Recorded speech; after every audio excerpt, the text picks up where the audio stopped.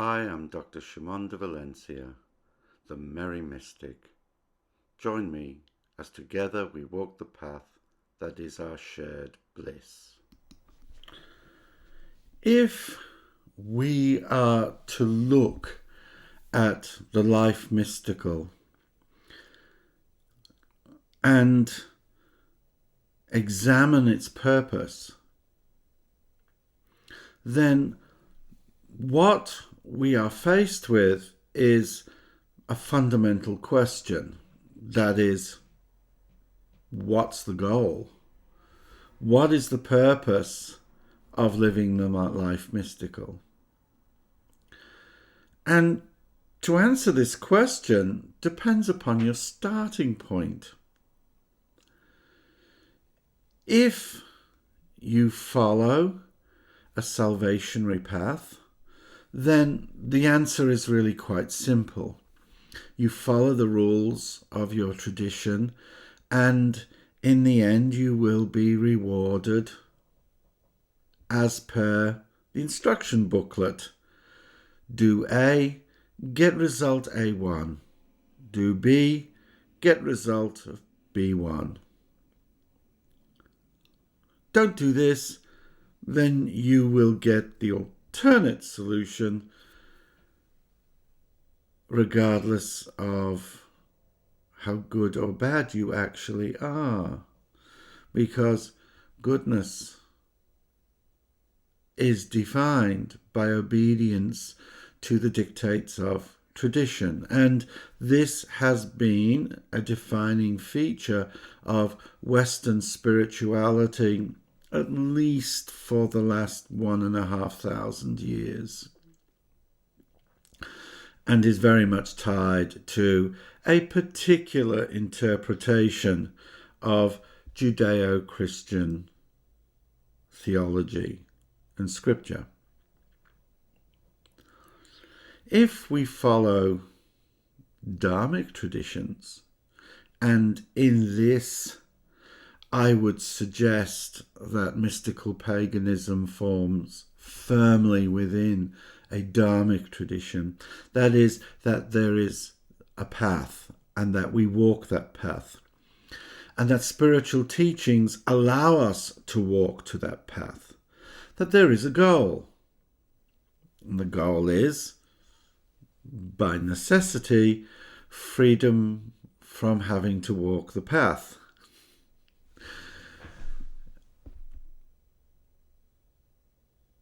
And when we get to what the goal of such traditions are, we, at least within English, are trapped. Because if we have wandered in darkness, then the goal is to walk in light. But what does that actually mean? If we have walked in ignorance, then the goal is the opposite of ignorance, enlightenment. And again, what does that mean? And this is a profound question that many seekers tackle with. But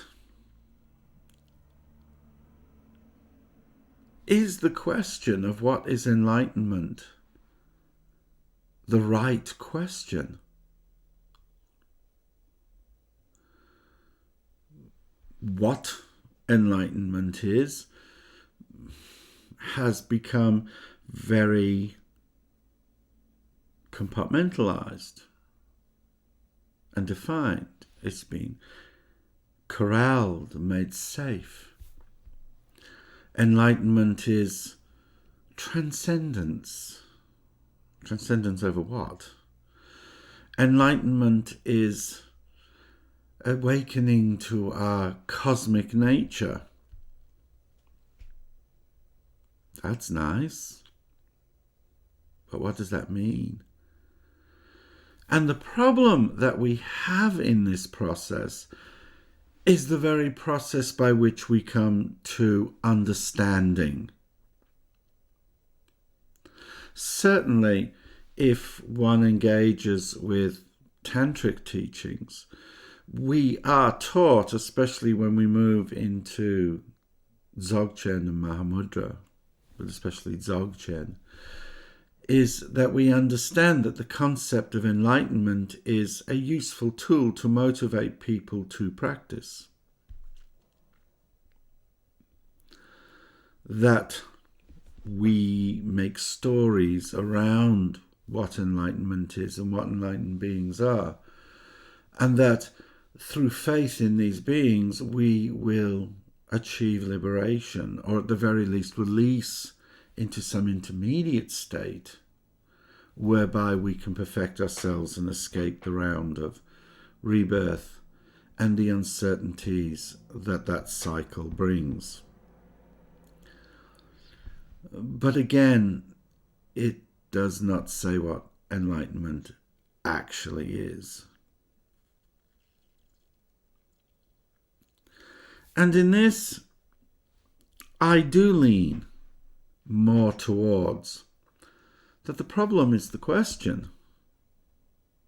Enlightenment is a thing that exists in relation to ignorance.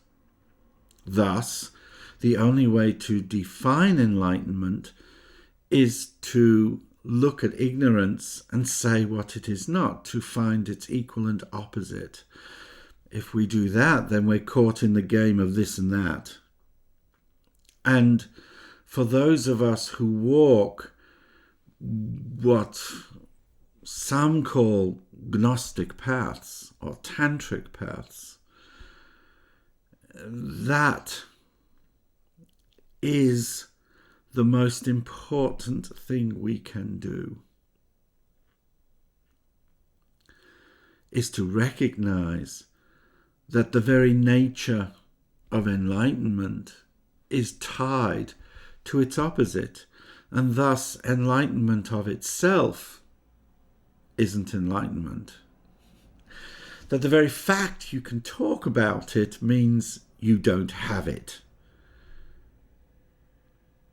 The Gospel of Mary talks about this, where in the end all you are left with is silence. Tantrism talks about this. Dzogchen says the Dzogchen that can be spoken of is not Dzogchen.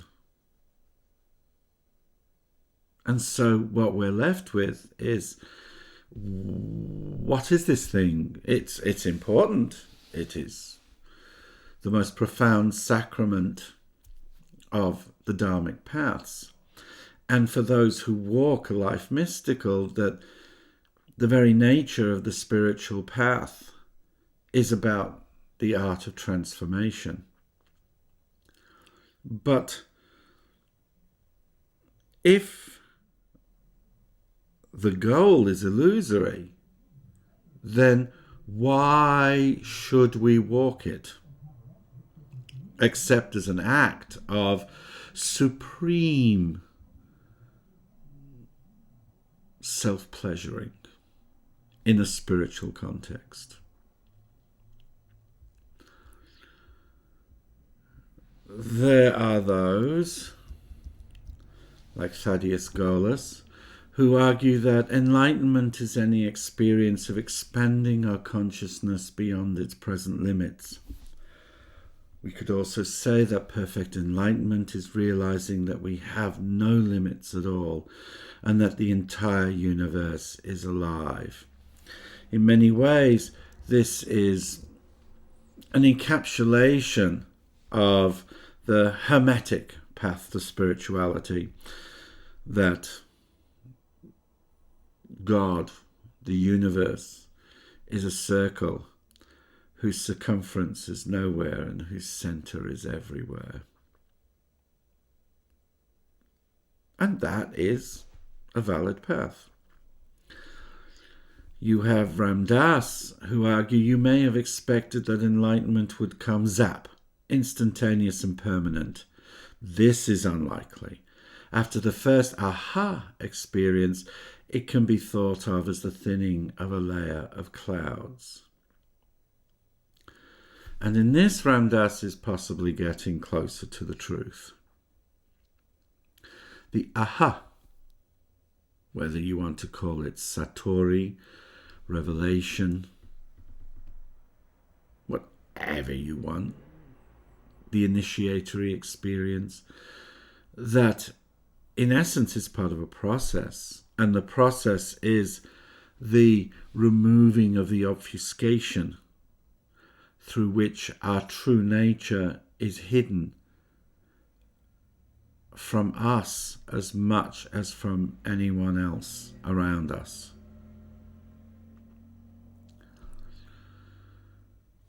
Osho, who used to be known as the Bhagwan Sri Rajneesh, argued that enlightenment was ultimately sanity, that there is a way to be sane and that you can get rid of insanity that is created in the past just by being a simple witness of our thought processes.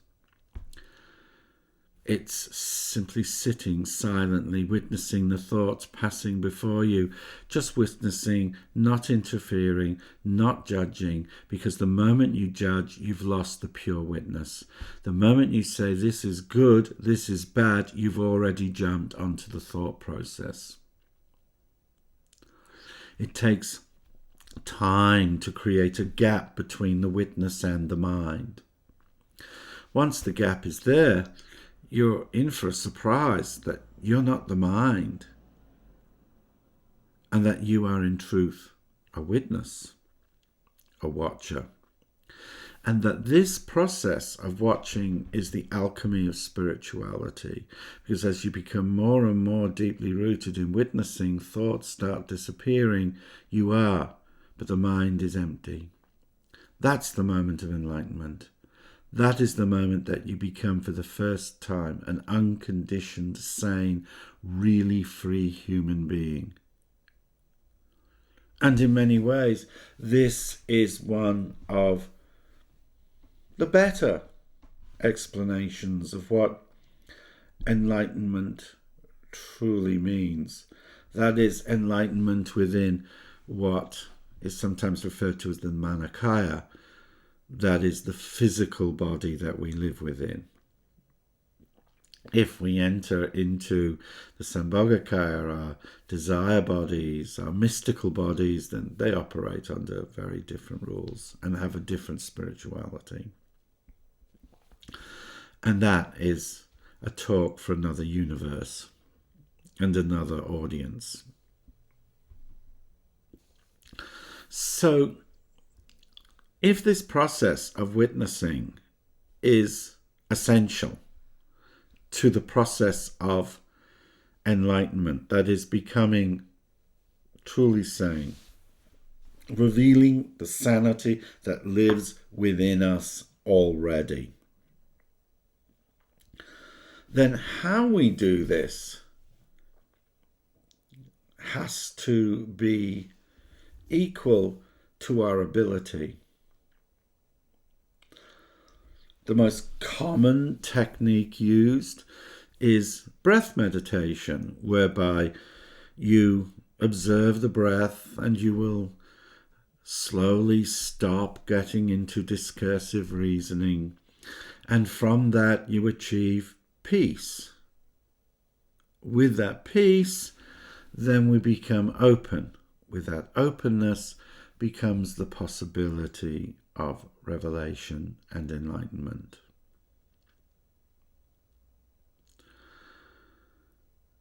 And this is a powerful technique, but here's the rub. Be prepared for it to take a while. Calm abiding does not happen by itself. It takes discipline. And if all you're told is simply practice calm abiding and it will all become clearer, you'll be then open to the secrets. Well, that's nice, but that only works if we live within a society where there is space for this. And more importantly, where the pace of life moves much, much slower.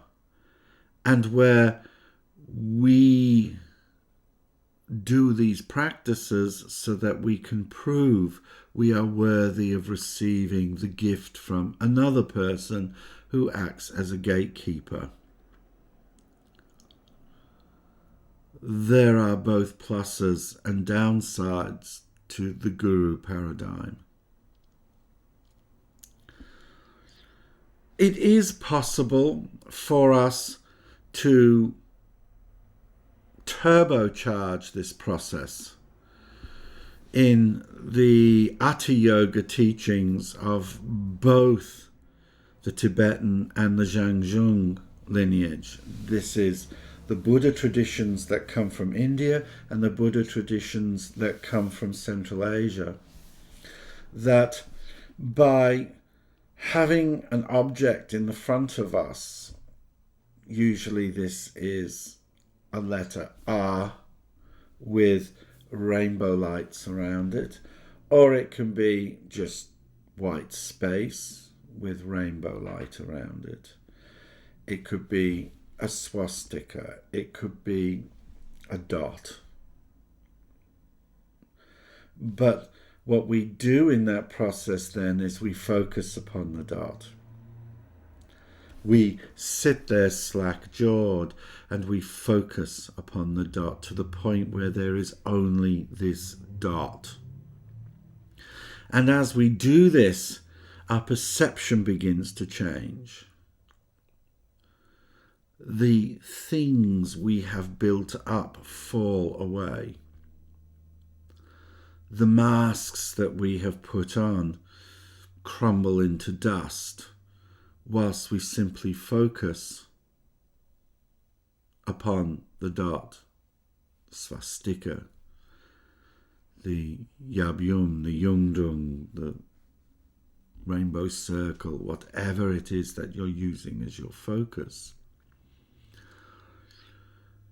And when that happens, then the nature of our mind begins to shine forth. And when this happens, we begin to meditate in truth, but we do it without meditating. We practice, but we don't practice. There is just the focus. And we return to it, and we focus. And the thoughts rise up, and we turn away, and we return back, and we focus again. And what then happens is the sky-like nature of our own mind comes forth. But is this enlightenment? No.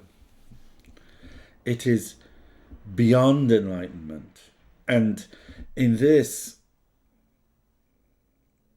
both Dzogchen, Mahamudra traditions and Gnosticism are correct. That what you arrive at is this state of consciousness where you do not grasp, where you do not impose definitions upon things, where you just are. And in being, you become sane.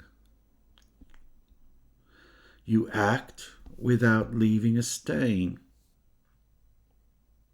That is, you don't generate karma.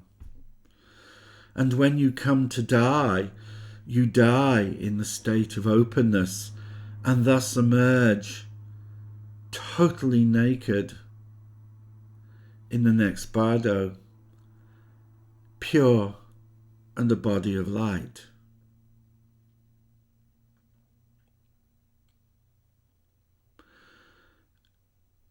And this is important if we are to understand the purpose of the spiritual path.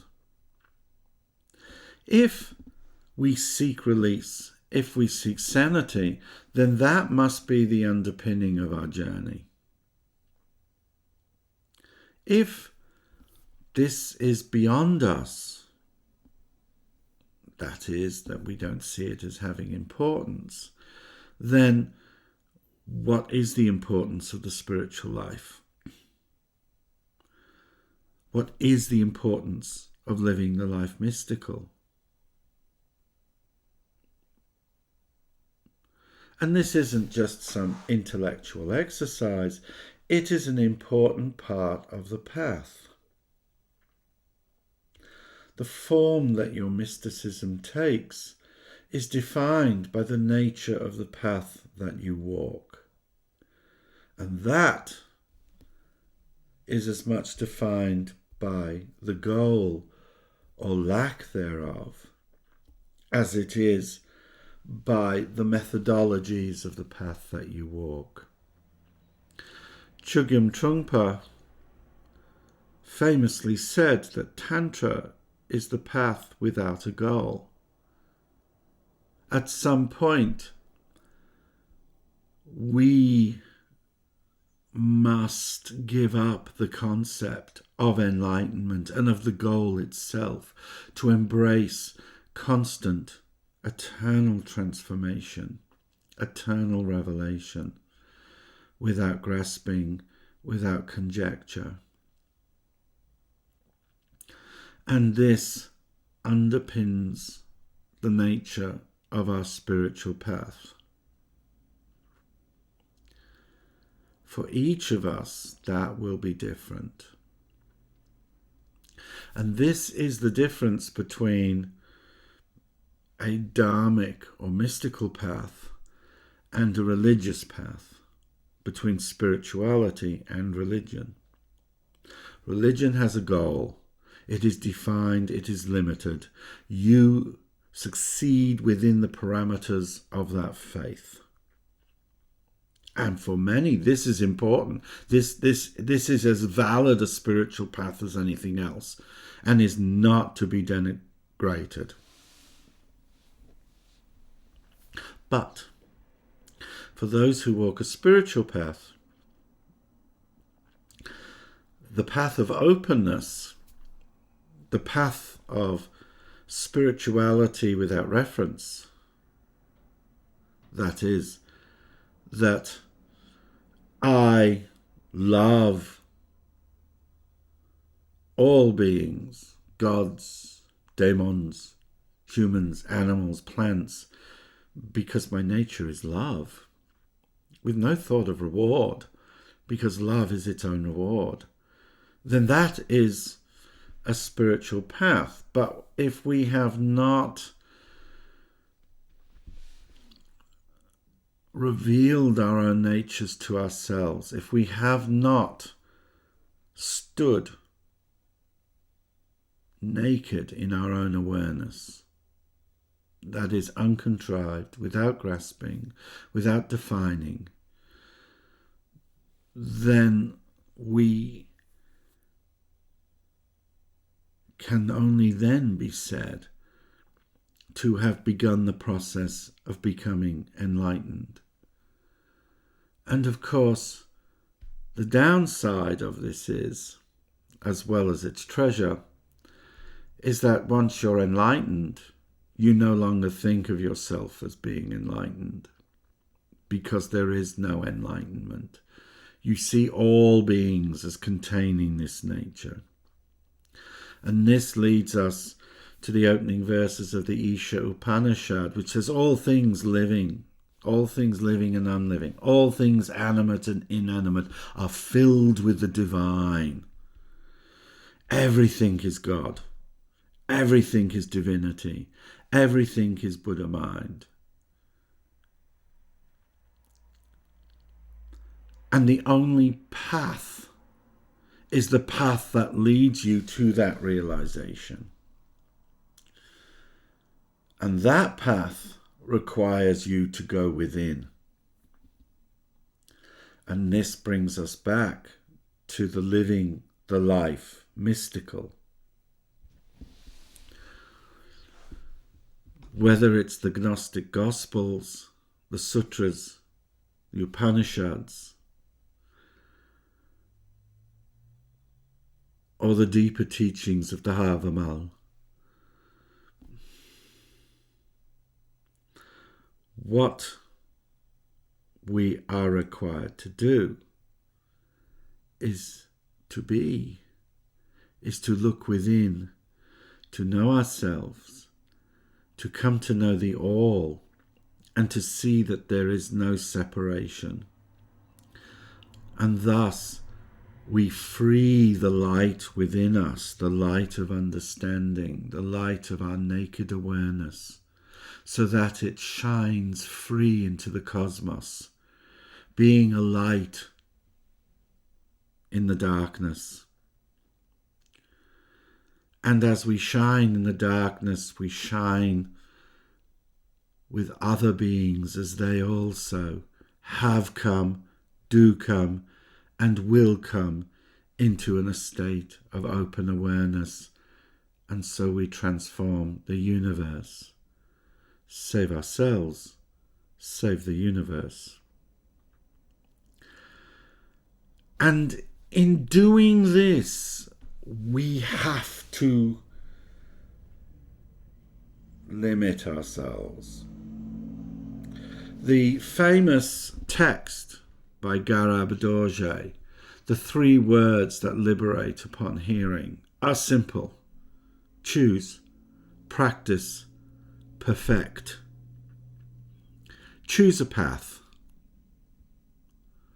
Don't choose a path because you see it as the truth. Choose a path because it works for you. Practice. Practice what the path teaches. Do it. Don't just blah blah it. We've all done that. Oh, yes, I have. Perfect. If you have chosen and you practice, then practice until you've perfected the technique. And if you do so, then you will come to an understanding of awakening and enlightenment that does not grasp, does not limit, does not require us to do a victory dance over those who failed, does not even require us to acknowledge that we were once ignorant but now we see. Hallelujah, I am free. At the most, to allow us to quietly smile to ourselves as we realize it was all there all the time. And so the answer to the question, what is enlightenment? What is the goal? The goal is the path. And the best way to answer that question is simply to choose, to practice, and in the end, perfect. I am Dr. Shimon de Valencia, and I am the Merry Mystic, and I thank you for your time. Om Shanti, Shanti, Shanti.